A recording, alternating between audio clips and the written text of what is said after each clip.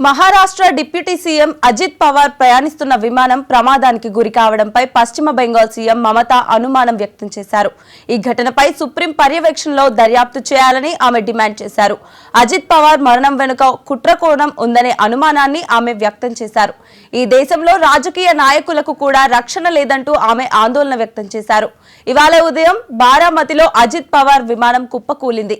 రన్వేకు కేవలం 100 అడుగుల దూరంలో విమానం కుప్పకూలడంపై పలు అనుమానాలు వ్యక్తమవుతున్నాయి.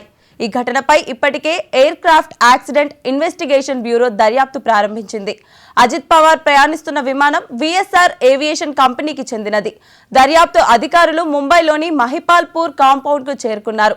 అక్కడ కేవలం 4 వ్యక్తులు ఉండగా కొన్ని నిమిషాల్లోనే వారు మాయమైనట్లు వార్తలు వస్తున్నాయి.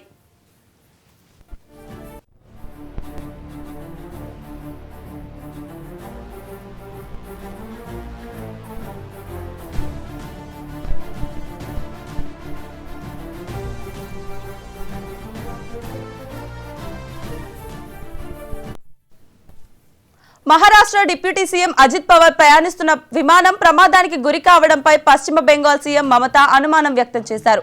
ఇక ఇదే అంశానికి సంబంధించి మరింత సమాచారం మా ఢిల్లీ బ్యూరో చీఫ్ శిరీష్ అందిస్తారు. శిరీష్, చెప్పండి.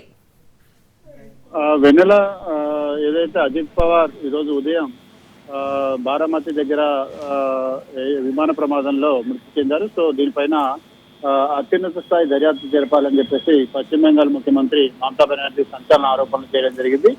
సో ఈ ఆరోపణల పైన ఈ ఆరోపణలకి సమాజ్వాదీ పార్టీ అధ్యక్షుడు కూడా మద్దతు తెలియజేయడం కూడా జరిగింది. ఎందుకంటే సమాజ్వాదీ పార్టీ అధ్యక్షుడు అఖిలేష్ యాదవ్ దీనిపైన కూడా ఉన్నత స్థాయి విచారణ జరపాలని చెప్పేసి ఆయన కూడా డిమాండ్ చేసిన పరిస్థితి. అయితే మమతా బెనర్జీ ఒక అడుగు ముందుకు వేసి దీనిలో అనేక అనుమానాలన్నింటి కూడా వ్యక్తమవుతున్నాయి.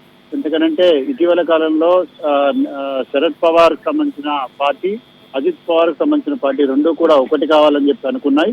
సో ఈ నేపథ్యంలో రెండు కూడా ఒకటైతే అజిత్ పవార్ ఇండియా నుంచి వెళ్ళిపోయే అవకాశం ఉంది. సో ఈ నేపథ్యంలో దీనిపైన అనుమానాలు కూడా వ్యక్తమవుతున్నాయని చెప్పేసి ఆమె సంచలన ఆరోపణలు కూడా చేశారు. సో ఈ ఆరోపణల నేపథ్యంలో మమతా బెనర్జీ వ్యాఖ్యలు కూడా ప్రస్తుతం వైరల్ కూడా మారాయి. కానీ కేంద్ర ప్రభుత్వం దీన్ని కొట్టిపారేస్తుంది. ఎందుకంటే ఇందులో ఎవరి హస్తం అనేది కూడా లేదు, ఇది ప్రమాదవశాత్తు జరిగిందనే దాని గురించి వాదనలు వినిపిస్తుంది. అయితే దీనిపైన ఇప్పటికే ఎంక్వైరీ అనేది కూడా ప్రారంభమైంది. ఏదైతే విమానాన్ని నడుపుతున్న విఎస్ఆర్ సంస్థ ఏదైతే ఉందో ఆ సంస్థకు సంబంధించిన కార్యాలయాల్లో పోలీసులు ఇప్పటికే సోదాలన్నింటి కూడా నిర్వహించారు. సంస్థకు సంబంధించిన ప్రతినిధులు కూడా ఈ అంశంపై ప్రశ్నించడం కూడా జరిగింది.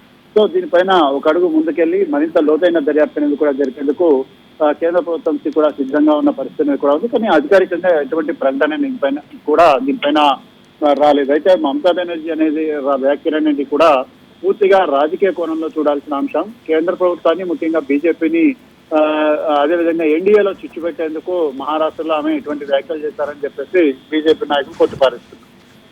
Right, thank you Sirish.